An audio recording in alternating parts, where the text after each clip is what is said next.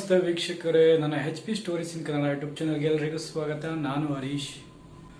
ವೀಕ್ಷಕರೇ, ಇವತ್ತಿನ ವಿಷಯ ಏನಂದ್ರೆ, ನಾವು ಸಾಮಾನ್ಯವಾಗಿ ದೇವಸ್ಥಾನಗಳಲ್ಲಿ ದೇವರಿಗಾಗಿ ಕೆಲವೊಂದು ಹರಕೆನ ಮಾಡ್ಕೊಂಡಿರ್ತೀವಿ. ಯಾವ ರೀತಿಯಲ್ಲಿ ಹರಕೆ ಮಾಡ್ಕೊಂಡಿರ್ತೀವಿ ಅಂದ್ರೆ, ಈ ಒಂದು ಹರಕೆಗಾಗಿ ಒಂದು ಕುರಿನ ಬಲಿ ಕೊಡೋದು, ಮೇಕೆನ ಬಲಿ ಕೊಡೋದು, ಇವೆಲ್ಲ ಸಾಮಾನ್ಯವಾಗಿ ಎಲ್ಲ ದೇವರುಗಳಿಗೆ ಒಂದು ಹರಕೆನ ಒಪ್ಸೋದು ಕಾಮನ್ ಆಗಿ ಇದ್ದೇ ಇರುತ್ತೆ. ಆದರೆ ಇಲ್ಲೊಂದು ವಿಚಿತ್ರವಾದ ಒಂದು ಹರಕೆಯ ಪದ್ಧತಿಯನ್ನು ನೀವು ನೋಡ್ಬೋದು. ಹಾವು ಚೇಳಿನ ಹರಕೆ, ಏನಪ್ಪ ಇದು ಈ ರೀತಿ ಹೇಳ್ತಿದ್ದಾರೆ? ಹಾವು ಚೇಳನ್ನ ಹರಕೆ ರೀತಿಲಿ ಕೊಡ್ತಾರ? ಏನಿದು ವಿಚಿತ್ರ? ಹೌದು, ಸಾಮಾನ್ಯವಾಗಿ ನಮ್ಮ ಹಿಂದೂ ಸಂಪ್ರದಾಯದ ಪ್ರಕಾರ ನಮ್ಮ ಜನರು ಕೆಲವೊಂದು ದೇವರುಗಳಿಗೆ ಅವ್ರದ್ದೇ ಆದ ಒಂದು ಭಕ್ತಿಯನ್ನು ತೋರಿಸೋದು, ನಂಬಿಕೆಯನ್ನು ಇಟ್ಟಿರೋದು ಸಾಮಾನ್ಯವಾಗಿ ನೋಡ್ತೀವಿ. ಕೆಲವೊಂದು ದೇವರುಗಳಲ್ಲಿ ಆ ದೇವರದ್ದೇ ಆದ ಒಂದು ಶಕ್ತಿ, ವಿಶೇಷತೆಯನ್ನು ನಾವು ನೋಡ್ತೀವಿ. ಆದರೆ ಇಲ್ಲೊಂದು ವಿಚಿತ್ರವಾದ ಒಂದು ಹರಕೆಯನ್ನು ನೀವು ನೋಡ್ಬೋದು. ಅದೆಲ್ಲಿ ಅಂದರೆ, ಯಾವ ದೇವರಿಗೆ ಈ ರೀತಿಯೆಲ್ಲ ಹರಕೆನ ಕೊಡ್ತಾರೆ ಅನ್ನೋದನ್ನು ನಾನು ಈ ವಿಡಿಯೋದಲ್ಲಿ ನಿಮಗೆ ತಿಳಿಸ್ತೀನಿ. ಆ ದೇವರಿಗೆ ಹಾವು ಚೇಳುಗಳನ್ನು ಹರಕೆಯ ರೀತಿಯಲ್ಲಿ ಒಪ್ಪಿಸಿ ಆರಾಧ್ಯ ದೈವನೆಂದು ಪೂಜೆ ಮಾಡ್ತಿದ್ದಾರೆ. ವೀಕ್ಷಕರೇ, ನಿಮ್ಗೆ ಇದೊಂದು ವಿಚಿತ್ರ ಅನ್ನಿಸ್ಬೋದು, ಆದರೂ ಇದು ಸತ್ಯ. ಯಾಕೆಂದರೆ ಇಲ್ಲಿ ಯಾರು ಎಲ್ಲೂ ಮಾಡಿದಂತಹ ಶಾಸ್ತ್ರ ಸಂಪ್ರದಾಯವನ್ನು ನಡೆಸ್ಕೊಂಡು ಬಂದಿದ್ದಾರೆ. ಅದು ದೇವರಿಗೆ ಹಾವು ಚೇಳುಗಳನ್ನು ಹರಕೆ ರೀತಿಯಲ್ಲಿ ನೀಡುವುದು. ಹೌದು, ಎಲ್ಲಪ್ಪ ಈ ರೀತಿಯೆಲ್ಲ ಒಂದು ಹರಕೆ ಸಂಪ್ರದಾಯ ಪದ್ಧತಿ ನಡೀತಿದೆ ಅಂತ ತಿಳ್ಕೊಬೇಕಾ? ಬನ್ನಿ ವೀಕ್ಷಕರೇ, ನಾನು ಇವತ್ತಿನ ವಿಡಿಯೋದಲ್ಲಿ ನಿಮಗೆ ಸಂಪೂರ್ಣ ಮಾಹಿತಿಯನ್ನು ತಿಳಿಸ್ಕೊಡ್ತೀನಿ. ಅದು ಎಲ್ಲೂ ಇಲ್ಲ, ನಮ್ಮ ಕೋಡೆನಾಡು ಚಿತ್ರದುರ್ಗ ಜಿಲ್ಲೆಯ ಹಿರಿಯೂರು ತಾಲೂಕಿನ ವಾಣಿ ವಿಲಾಸ ಸಾಗರಕ್ಕೆ ಹೊಂದಿಕೊಂಡಿರುವ ಒಂದು ಕಾಡು ಬುಡಕಟ್ಟು ಜನಾಂಗದ ಕಾಡುಗೊಲ್ಲರ ಆರಾಧ್ಯ ದೈವ ಎಂದೇ ಪ್ರಸಿದ್ಧಿಯಾಗಿರುವಂತಹ ಶ್ರೀ ರಂಗನಾಥ ಸ್ವಾಮಿಯವರ ಒಂದು ಮಂದಿರವಿದೆ.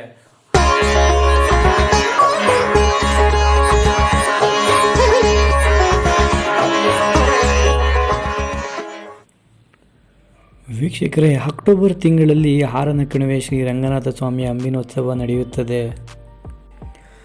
ಹಿರಿಯೂರು ಹಾಗೂ ಹೊಸದುರ್ಗ ತಾಲೂಕಿನ ಗಡಿ ಭಾಗಗಳಲ್ಲಿ ಹರಿಹರರು ನೆಲೆಸಿದ ಪ್ರಮುಖ ಕ್ಷೇತ್ರವೆಂದು ಕರೆಯುವ ಹಾರನಕಣಿವೆ ಅಪಾರ ಮಹಿಮೆ ಹಾಗೂ ಭಕ್ತರನ್ನು ಹೊಂದಿರುವ ಪುಣ್ಯಕ್ಷೇತ್ರವಾಗಿದೆ. ದಸರಾ ಪ್ರಯುಕ್ತ ಶ್ರೀ ರಂಗನಾಥ ಸ್ವಾಮಿಯ ವಿಶೇಷ ಜಾತ್ರೆ, ಅಂಬಿನೋತ್ಸವ ಹಾಗೂ ವಿಶೇಷ ಪೂಜೆಗಳು ನಡೆಯುತ್ತವೆ. ಹೊಸದುರ್ಗ ತಾಲೂಕಿನ ಹಂಚೆಬಾರಿಹಟ್ಟಿ ಗ್ರಾಮದಲ್ಲಿರುವ ಶ್ರೀ ರಂಗನಾಥ ಸ್ವಾಮಿಯ ಉತ್ಸವ ಮೂರ್ತಿಗೆ ವಿಶೇಷ ಪೂಜೆ ಸಲ್ಲಿಸಿದ ಬಳಿಕ ವಾಣಿವಿಲಾಸ ಸಾಗರ ಜಲಾಶಯದಲ್ಲಿ ಸ್ವಾಮಿಗೆ ಗಂಗಾ ಪೂಜೆ ಹಾಗೂ ಕುದುರೆ ಪೂಜೆ ಕಾರ್ಯ ನೆರವೇರಿಸಲಾಗುತ್ತದೆ. ಬಳಿಕ ಉತ್ಸವ ಮೂರ್ತಿಯನ್ನು ಪಲ್ಲಕ್ಕಿಯಲ್ಲಿ ಕೂರಿಸಿ ಮೆರವಣಿಗೆಯೊಂದಿಗೆ ಗುಡಿ ಗೌಡ ಪೂಜಾರಿ, ಗ್ರಾಮದ ಅಣ್ಣ ತಮ್ಮಂದಿರು ಹಾಗೂ ಭಕ್ತರ ನೇತೃತ್ವದಲ್ಲಿ ಅದ್ದೂರಿಯಾಗಿ ಹಾರನಕಣಿವೆ ಕ್ಷೇತ್ರಕ್ಕೆ ಕರೆತಂದು ಶಿವ ಹಾಗೂ ವಿಷ್ಣುವಿಗೆ ಮೊದಲ ಪೂಜೆ ಸಲ್ಲಿಸುತ್ತಾರೆ. ನಂತರ ಜಂಬೂ ಮರದ ಮುಂದೆ ನೆಟ್ಟಿದ್ದ ಬಾಳೆ ಗಿಡಕ್ಕೆ ಪೂಜಾರಿಯು 3 ಬಾರಿ ಪ್ರದಕ್ಷಿಣೆ ಹಾಕಿ ಬಿಲ್ಲು ಹಿಡಿದು ಬಾಣ ಹೊಡೆದು ಬಾಳೆ ಗಿಡ ಕಡಿಯುವ ಮೂಲಕ ಅಂಬಿನೋತ್ಸವ ಕಾರ್ಯ ನೆರವೇರಿಸುತ್ತಾರೆ. ಜೊತೆಗೆ ಕೆಲವು ಭಕ್ತಾದಿಗಳು ತಮ್ಮ ಮತ್ತೊಂದು ಹರಕೆಯಂತೆ ಬಾಳೆಹಣ್ಣು ಹಾಗೂ ಸಕ್ಕರೆ ತಂದು ದೇವಾಲಯದ ಸುತ್ತಮುತ್ತ ಇರುವ ಹಸಿರು ಗಿಡಗಳ ಹತ್ತಿರ ಬಾಳೆ ಎಲೆ ಹಾಕುತ್ತಾರೆ. ಬಳಿಕ ಅದರಲ್ಲಿ ಸುಲಿದ ಬಾಳೆಹಣ್ಣು ಹಾಕಿ ಸಕ್ಕರೆ ಬೆರೆಸಿ ಪೂಜೆ ಸಲ್ಲಿಸುತ್ತಾರೆ. ನಂತರ ದಾಸಯ್ಯರಿಂದ ಗೋವಿಂದ ಅನ್ನಿಸಿ ಸುತ್ತಮುತ್ತ ಇದ್ದ ಭಕ್ತರಿಗೆ ಪ್ರಸಾದ ವಿತರಣೆ ಮಾಡುವುದು ಮತ್ತೊಂದು ವಿಶೇಷವಾಗಿರುತ್ತದೆ.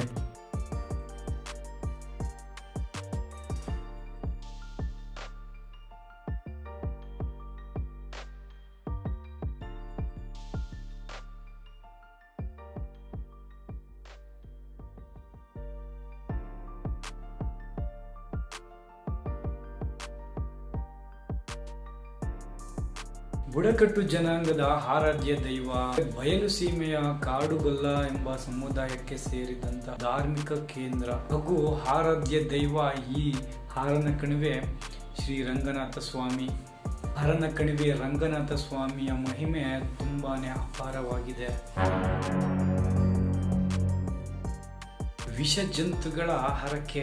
ಈ ಪ್ರದೇಶದಲ್ಲಿ ವಾಸ ಮಾಡುವಂತಹ ಜನರ ಮನೆ, ಹೊಲ, ಗದ್ದೆಗಳಲ್ಲಿ ರಾತ್ರಿಯ ವೇಳೆ ಏನಾದರೂ ಈ ರೀತಿಯ ವಿಷ ಜಂತುಗಳು ಕಾಣಿಸಿಕೊಂಡಾಗ ಶ್ರೀ ರಂಗನಾಥ ಸ್ವಾಮಿಗೆ ಜಾತ್ರೆಗೆ ಬಂದು ಹುಳುಗಳನ್ನು, ವಿಷ ಜಂತುಗಳನ್ನು ಹೋದಾಗಿ ಹರಕೆ ಮಾಡಿಕೊಳ್ಳುತ್ತಾರಂತೆ. ಕಟ್ಟಿಕೊಂಡಿದ್ದಂತಹ ಹರಕೆಯನ್ನು ತೀರಿಸಲು ತಂದಿದ್ದಂತಹ ಜರಿ, ಹಾವು, ಚೇಳುಗಳನ್ನು ಸರದಿ ಸಾಲಿನಲ್ಲಿ ನಿಂತು ಆ ದೇವರ ಮುಂದೆ ಇರುವಂತಹ ಉಂಡಿಯಲ್ಲಿ ಹಾಕಿ ಆ ಹರಕೆಯನ್ನು ತೀರಿಸುತ್ತಾರೆ. ಈ ರಂಗನಾಥ ಸ್ವಾಮಿಗೆ ಜಾತ್ರಾ ಮಹೋತ್ಸವನಂದು ಅಂಬಿನೋತ್ಸವ ನಡೆಯುವುದು ಒಂದೇ ದಿನವಾದರೂ ಇಲ್ಲಿಗೆ ಅಕ್ಕಪಕ್ಕದ ಜಿಲ್ಲೆಗಳಿಂದ ತುಮಕೂರು, ದಾವಣಗೆರೆ, ಬಳ್ಳಾರಿ, ಹಾವೇರಿ, ಚಿತ್ರದುರ್ಗ, ಹಾಸನ ಇನ್ನು ಮುಂತಾದ ಜಿಲ್ಲೆಗಳಿಂದ ಭಕ್ತರು ಆಗಮಿಸುತ್ತಾರೆ. ನಂಬಿ ಬಂದವರನ್ನು ಈ ರಂಗನಾಥ ಸ್ವಾಮಿಯು ಯಾರನ್ನು ಕೈಬಿಟ್ಟಿಲ್ಲ ಎನ್ನುವುದು ಈ ಸಮುದಾಯದ ನಂಬಿಕೆಯಾಗಿದೆ. ವೀಕ್ಷಕರೇ, ಈ ದೇವಾಲಯಕ್ಕೆ ತನ್ನದೇ ಆದ ಐತಿಹಾಸಿಕ ಹಿನ್ನೆಲೆ ಇದೆಯಂತೆ. ಹಾವು ಚೇಳು ಕಚ್ಚಿ ಆಸ್ಪತ್ರೆಗೆ ಹೋಗಿ ಗುಣಮುಖರಾಗದೆ ಸಾವು ಬದುಕಿನ ನಡುವೆ ಹೋರಾಟ ನಡೆಸಿ ಈ ರಂಗನಾಥ ಸ್ವಾಮಿಯ ಸಮ್ಮುಖಕ್ಕೆ ಬಂದು ಗುಣವಾಗಿರುವುದು ಅದೆಷ್ಟೋ ಉದಾಹರಣೆಗಳಿರುವುದು ಈ ರಂಗನಾಥ ಸ್ವಾಮಿಯ ಪವಾಡವಂತೆ. ಆದ್ದರಿಂದ ಇಲ್ಲಿನ ಒಂದು ಜನರು, ಭಕ್ತಾದಿಗಳು ಶ್ರೀ ರಂಗನಾಥ ಸ್ವಾಮಿಯನ್ನು ವಿಷ ಜಂತುಗಳ ಪರಿಹಾರಕ ಎಂತಲೂ ಕರೆಯುತ್ತಾರಂತೆ. ವೀಕ್ಷಕರೇ, ನೀವು ಇಲ್ಲಿ ಒಂದು ವಿಷಯನ ತಿಳ್ಕೋಬೇಕು. ಭಕ್ತಾದಿಗಳು ಹರಕೆ ರೂಪದಲ್ಲಿ ತರುವಂತಹ ಹಾವು, ಚೇಳು, ಜರಿ ಇವ್ಯಾವುವು ಜೀವಂತವಾಗಿರುವಂಥದ್ದಲ್ಲ. ಹೌದು ವೀಕ್ಷಕರೇ, ಭಕ್ತಾದಿಗಳು ಮಾಡಿಕೊಂಡಿದ್ದಂತಹ ಹರಕೆಗಳನ್ನು ತೀರಿಸಲು ಆ ಜಾತ್ರಾ ಮಹೋತ್ಸವದಲ್ಲಿ ರಸ್ತೆ ಬದಿಯ ಅಂಗಡಿಗಳಲ್ಲಿ ಮಾರುವಂತಹ ಪ್ಲಾಸ್ಟಿಕ್ ಅಥವಾ ಆಟಿಕೆಯ ರೂಪದಲ್ಲಿರುವಂತಹ ಚೇಳು, ಜರಿ, ಹಾವುಗಳನ್ನು ತಂದು ಆ ಉಂಡಿಯಲ್ಲಿ ಹಾಕಿ ತಮ್ಮ ಹರಕೆಯನ್ನು ತೀರಿಸಿಕೊಳ್ಳುತ್ತಾರೆ. ವೀಕ್ಷಕರೇ, ನೀವಂದುಕೊಂಡ ರೀತಿಯಲ್ಲಿ ಇಲ್ಲಿನ ಭಕ್ತಾದಿಗಳು ಆ ದೇವರಿಗೆ ಯಾವುದೇ ರೀತಿಯ ಜೀವಂತವಾಗಿರುವಂತಹ ವಿಷಜಂತುಗಳನ್ನು ತಂದು ಹರಕೆಯ ರೂಪದಲ್ಲಿ ನೀಡುವುದಿಲ್ಲ. ಹಿಂದೆ ಒಂದು ಕಾಲದಲ್ಲಿ ಈ ರೀತಿಯ ಒಂದು ನಿಜವಾದ ವಿಷಜಂತುಗಳನ್ನು ಹರಕೆಯ ರೀತಿಯಲ್ಲಿ ತಂದು ಹಾಕುತ್ತಿದ್ದರೋ ಏನೋ ಗೊತ್ತಿಲ್ಲ. ಆದರೆ ಇಂದಿಗೂ ಆ ಒಂದು ಆಚರಣೆ ಪದ್ಧತಿ, ಆ ವಿಷಜಂತುಗಳನ್ನು ತಂದು ಹರಕೆ ಉಂಡಿಯಲ್ಲಿ ಹಾಕುವಂತಹ ಒಂದು ಪದ್ಧತಿ ಈಗಲೂ ನಡೆಸಿಕೊಂಡು ಬಂದಿದ್ದಾರೆ. ಕಾಲಕ್ರಮೇಣ ಸರೀಸೃಪಗಳಿಗೆ ಹಿಂಸೆ ಕೊಡಬಾರದು, ಜೀವಕ್ಕೆ ಹಾನಿಯಾಗಬಾರದು ಎಂಬ ಒಂದು ಕಾರಣದಿಂದ ಏನೋ ಜನರಲ್ಲಿ ಅರಿವು ಮೂಡಿ ಈ ರೀತಿಯಾದ ಒಂದು ಆಟಿಕೆಯ ವಸ್ತುಗಳ ರೂಪದಲ್ಲಿರುವಂತಹ ವಿಷಜಂತುಗಳ ರೂಪದಲ್ಲಿರುವಂತಹ ಚೇಳು, ಜರಿ, ಹಾವು ಈ ರೀತಿಯ ಒಂದು ಆಟಿಕೆಗಳನ್ನು ತಂದು ಆ ಉಂಡಿಯಲ್ಲಿ ಹಾಕಿ ತಮ್ಮ ಹರಕೆಯನ್ನು ತೀರಿಸಿಕೊಳ್ಳುತ್ತಾರೆ.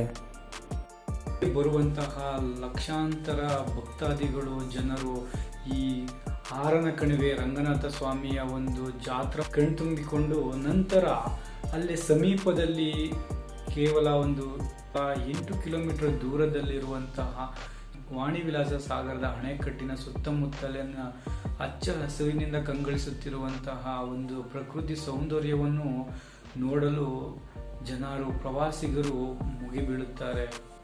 ವೀಕ್ಷಕರೇ, ಯಾವುದೇ ಒಂದು ದೇವಾಲಯ ಆಗಿರ್ಬೋದು, ಆ ದೇವಾಲಯದಲ್ಲಿ ಇರುವಂತಹ ದೇವರಿಗೆ ಆ ದೇವರದ್ದೇ ಆದ ಕೆಲವೊಂದು ಶಕ್ತಿಗಳಿರುತ್ತೆ, ಒಂದು ಇತಿಹಾಸ ಅನ್ನೋದಿರುತ್ತೆ. ಅದೇ ರೀತಿ ಅಲ್ಲಿನ ಒಂದು ಜನರು, ಭಕ್ತಾದಿಗಳಲ್ಲಿ ಆ ದೇವರ ಮೇಲೆ ಕೆಲವೊಂದು ನಂಬಿಕೆಗಳು, ಈ ರೀತಿಯಾದ ಒಂದೊಂದು ವಿಚಿತ್ರವಾದ ಹರಕೆ ನೀಡುವುದು, ಶಾಸ್ತ್ರ ಸಂಪ್ರದಾಯಗಳು ನಡ್ಕೊಂಡು ಬಂದಿದೆ.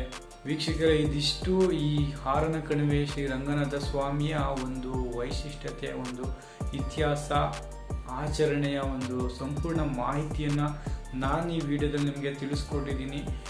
ಈ ವಿಡಿಯೋದಲ್ಲಿ ನಾನು ನಿಮಗೆ ತಿಳಿಸಿರುವಂತಹ ಎಲ್ಲ ಮಾಹಿತಿ ಸಂಪೂರ್ಣವಾಗಿ ನಿಮಗೆ ಇಷ್ಟವಾಗಿದೆ ಅನ್ಕೋತೀನಿ. ಆಗಿದ್ದರೆ ತಪ್ಪದೆ ಲೈಕ್ ಮಾಡಿ, ಶೇರ್ ಮಾಡಿ. ನಿಮ್ಮ ಅನಿಸಿಕೆ, ಅಭಿಪ್ರಾಯ ಏನೇ ಇದ್ರೂ ಕೂಡ ಕಾಮೆಂಟ್ನಲ್ಲಿ ತಿಳಿಸ್ಬೋದು. ನೀವು ನನ್ನ ಯೂಟ್ಯೂಬ್ ಚಾನಲ್ಗೆ ಸಬ್ಸ್ಕ್ರೈಬ್ ಆಗಿಲ್ಲ ಅಂದರೆ ದಯವಿಟ್ಟು ಕೂಡಲೇ ಸಬ್ಸ್ಕ್ರೈಬ್ ಆಗಿ. ಮತ್ತಷ್ಟು ಹೆಚ್ಚಿನ ವಿಷಯಗಳ ಮಾಹಿತಿಗಾಗಿ ತಪ್ಪದೆ ಬೆಲ್ಲೈಕನ್ನ ಕ್ಲಿಕ್ ಮಾಡಿ. ಧನ್ಯವಾದಗಳು.